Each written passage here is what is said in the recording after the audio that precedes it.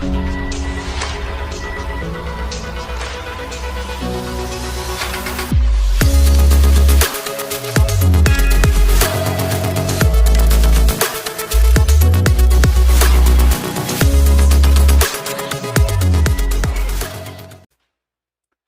everybody, welcome back. Thanks for joining your virtual drinking buddy. So, on tonight's episode of Old Man Drinking Beer, dun dun dun, I have my first barley wine. This is by Diebolt Brewing Company out of Denver, and it is Populator. It's a barrel-aged barley wine, and this is what they have to say about Populator, duck, and cover. We're dropping the big one. Populator is back and better than ever. Dark fruit, raisins, and light cherry notes blast forth, followed by a sweeping shockwave of caramelization, while the finishing fallout is smooth and dry. Populator is very unique in that it spent 7 months in a second-use bourbon barrel that previously held Russian Imperial Stout. This short, yet impactful residence imparts a touch of vanilla, bit of tannins, I'm not sure what tannins are, and just a background hint of chocolate. It has an IBU of 90 and an ABV of 10%. So this is not something you would want to drink a lot of. And probably not for the price either. So on their website, for a 4-pack of this, because they have it set up for beers to go, it looks like, a 4-pack of 12-ounce cans is $19.99, so 4 is probably all you need.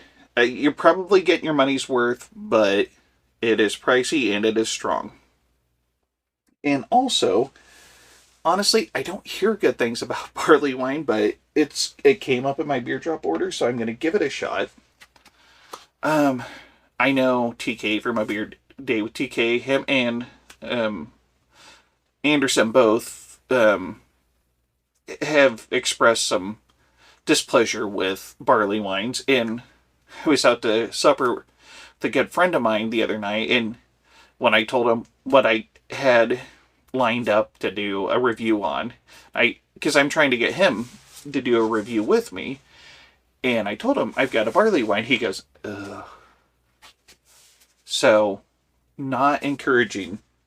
The description sounds pretty good. It sounds like it's probably going to be sweet, but not overly sweet since it's dark fruits, raisins, and dependent on the cherry, it could either be very sweet or very sour. So, let's find out here. The color is promising. It is copper in color.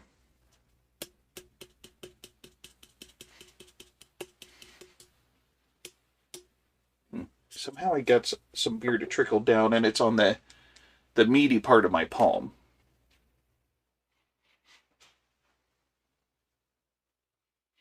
You can definitely smell the dark fruits and the cherry and the alcohol. I don't know if that's a good sign or not, but there's only one way to find out. Cheers.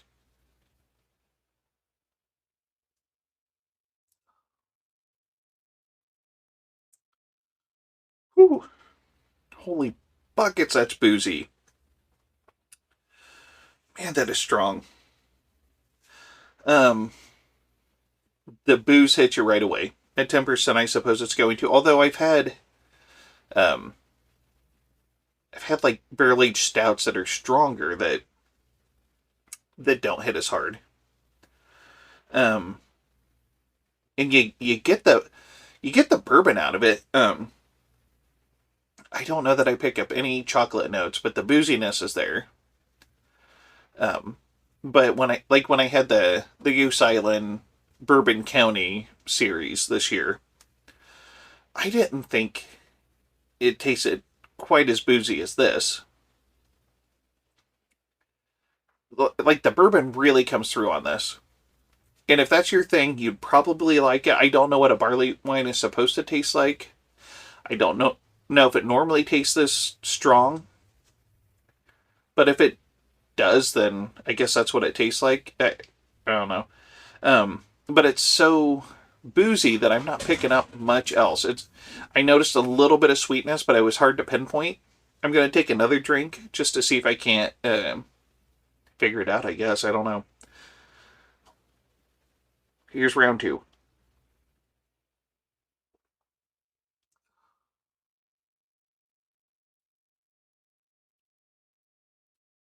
Honestly, what I'm picking up is oak and bourbon and a mild sweetness. And I couldn't even attribute that sweetness to any one thing other than sweetness. It's not really a sugary sweetness. It's not really a fruity sweetness. It's just some sort of sweetness. Um, Not as terrible as I thought it was going to be. Granted, I had a pretty strong reaction to the first taste, but I don't know. It's not terrible, but it's definitely not something I would drink a lot of. Maybe if um, maybe if I had some, I would crack some open around a holiday or some big event, and maybe have like half of a glass. Like maybe just pour it into wine glasses since it's a barley wine. Use some wine glasses and have half of a can. Not terrible, but it's definitely not something I would drink a lot of. Um, Probably wouldn't order this at the brewery. So, I don't know.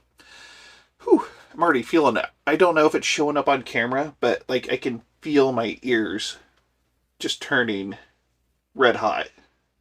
So, and that doesn't normally happen from drinking. But they're very warm right now, and you can't see it under my beard, but my throat or my neck feels like it's on fire too. Excuse me. Hopefully that's not an allergic reaction. I'm assuming that it's just the alcohol having some warming effect. So I suppose at the very least, on a cold night, I know here in Iowa, currently on, what is the date today? March 22nd. It's cold. It's been raining all day, and there's a chill in the air. It's actually a decent beer for this type of weather. So I guess if I I always try to find the silver lining in a beer because I have a hard time saying that a beer is bad because I could drink pretty much anything. Like if you were to be at the brewery and the weather were like it is outside, where it's um, less than pleasant, it would be a good beer to warm you up. Maybe start out with one and um, then move on to something else. You'll probably stay warm all night because tell you what, I'm feeling pretty warm and tingly right now. So, uh, yeah, that's where I stand on the barley wine. Flavor wise, not bad. It just very boozy. So, if you're into that sort of thing, it'd be a great beer for you. Not my cup of tea, but if somebody bought me one, I wouldn't turn it down. I guess that's where I stand on that. So, if you liked what you saw, please hit the like and subscribe button below. And this is the Malted Gentleman reminding you, you only have one liver, so use it wisely.